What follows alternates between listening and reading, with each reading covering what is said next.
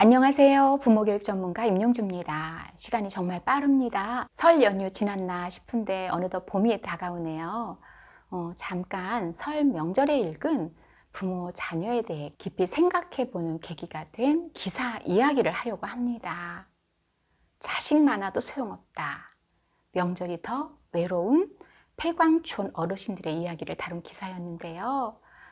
여생을 보낼 재산은 있는데 찾아오는 자식이 없어서 홀로 외로움을 견디고 계시는 할아버지, 또 자식들의 발길이 뚝 끊긴 폐광촌에서 노인 기초연금으로 근근히 생활을 이어가고 있는 분, 치매 걸린 아내를 돌보다 아내 먼저 보낸 후에요, 치매 예방을 위해서 외로이 피아노 건반을 두드리며 하루하루 보내고 있다는 할아버지, 이렇게 외로운 노년을 보내고 계시는 분들의 이야기였습니다. 기사 내용이요. 누구도 피해갈 수 없는 세월의 야속함에, 또 우리 모두의 과제가 되어버린 노년의 현실에 참 그렇구나 이렇게 숨을 몰아쉬던 찰나에 댓글창 보고 깜짝 놀랐습니다. 고독하고 외로운 폐광촌 노인분들 이야기인데요. 놀랍게도 부모에 대한 악플들이 달려있더라고요. 댓글 수는 무려 1000건에 가까워지고 있었는데, 무자식 상팔자, 땅 팔아서 자식 주지 말고 편히 사십시오. 행복은 내가 만들어가는 겁니다. 자식은 키워주는 존재일 뿐 둥지 떠나면 자기 삶이 먼저다. 재산 있단 할아버지 오지 않는 자식 기다리지 마시고요. 싹 다 팔아서 여생 편히 사세요. 절대 재산 남기지 마세요. 이런 댓글이 있는가 하면요. 가슴이 좀 아팠어요. 자식이 왜 부모를 멀리 하겠나. 다 이유가 있다. 또 자업자득이다. 자식들이 왜 안 오는지 젊었을 때 당신을 돌아보면 답이 나옵니다. 상처받은 자식들 욕할 필요 없습니다. 며느리인데 시댁 차 타고 10분 거리지만 가지 않습니다. 애친 한이 많아서요. 무조건 자식 탓하지 말고 젊었을 때 가정에 얼마나 잘했고 식구들에게 잘못한 거 없는지 먼저 생각해 보는 게 답이다. 이런 댓글들이 많았습니다. 아무리 자녀 어릴 때는 부모가 무조건적인 사랑과 희생으로 키웠고요. 부모가 나이 들어서는 장성한 자녀가 부모를 돌보는 거다. 이런 가치관은 변했다 하더라도요. 이 기사 보고 외로운 노년기, 또 노후에 대한 대책, 최소한 명절에는 부모님을 찾아뵙는 것에 대해 생각해보자. 이런 기사로 받아들이겠구나 했었는데요. 물론 폐광촌 노인분들께 한 말은 아니겠지만 댓글 보면서 부모에게 받은 상처가 많구나, 아픈 기억 많구나. 그래서 폐광촌에서 외로운 명절을 보내는 노인분들의 기사에 한을 풀어내는구나 싶어서 마음이 아프고요, 또 복잡했습니다. 누군가는 자식 생각하지 말고 부모 당신을 위한 인생을 살라 댓글 달고요. 누군가는 자식 찾아오지 않는다면 젊은 시절에 당신을 되돌아보라.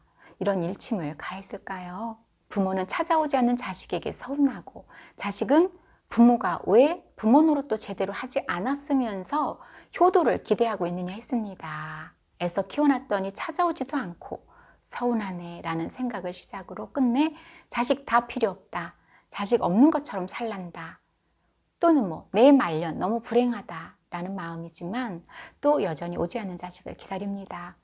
자식도 마찬가지죠. 내가 자라는 동안 따스한 말 한마디도 안 해주던 아버지, 또 자식에게 살갑게 대해주지 않았으면서 자식들에게 살갑게 대하길 바라는 부모님을 보면서 효도를 강요한다는 생각에 오히려 더 마음이 멀어진다고 합니다. 성장하면서요, 부모에게 받은 상처로 힘들어하는 30대, 40대 부모님들과 상담 많이 했지만 사실 이 문제에 명쾌한 답이나 결론을 이 시간에 내릴 수는 없다는 걸 알면서도요, 분명히 지나갈 문제는 분명 아니구나 싶습니다. 어떤 분은요, 명절 없어져야 한다고도 해요. 그렇지만 전통을 생각하자, 전통 없는 민족이 어딨냐라고 하면요, 그런 것도 귀찮다고 합니다. 이유 들어봤더니 명절에 모이면 싸운다는 거예요. 싸움만 한대요. 명절 음식 마련, 또 차례 때문에 관계에 뒤틀린 집안도 있고요.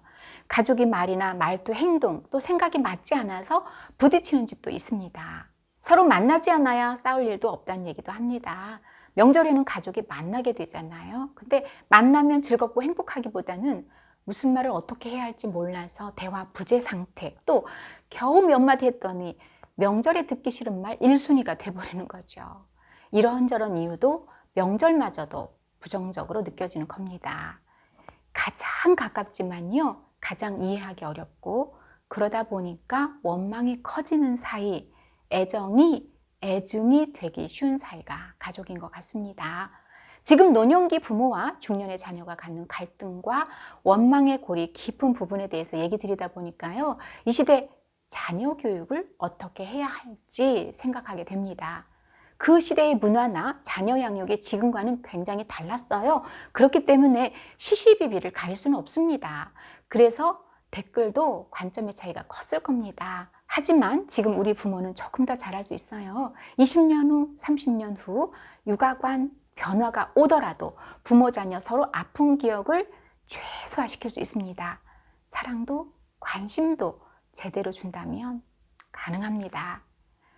솔루션 없을 것 같다고 했는데 나왔네요. 네, 우리 부모님들께 느낀 서운함이나 상처가 있다면 최소한 우리 아이 키울 때는 그 부분을 줄이는 거죠.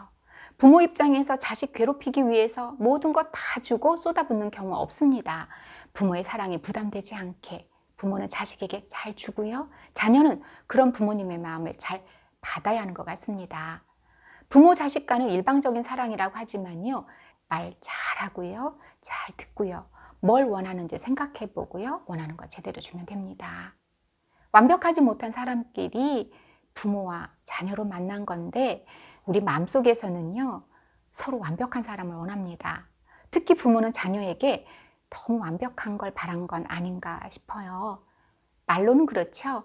네가 최선 다했으면 됐어 라고 하지만, 부모가 말하는 최선이 혹시 최선의 결과를 말하는 건 아닌지, 그런 욕심을 내는 건 아닌지 생각해 봅니다. 심리학자 프로이트가 이걸 가족 로맨스라고 말했습니다. 가족에게는요, 굉장히 이상적인 걸 원한답니다. 하지만 그건 결국 이상일 뿐이고요, 현실은 그게 아니거든요.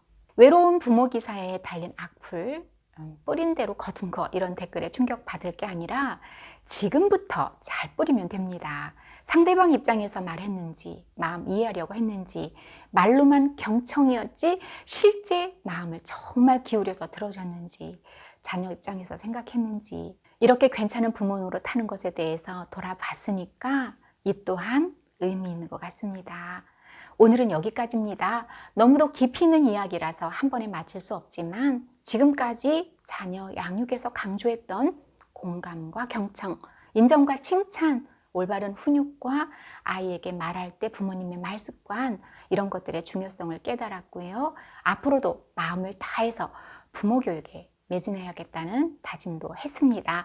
임영주였습니다. 감사합니다.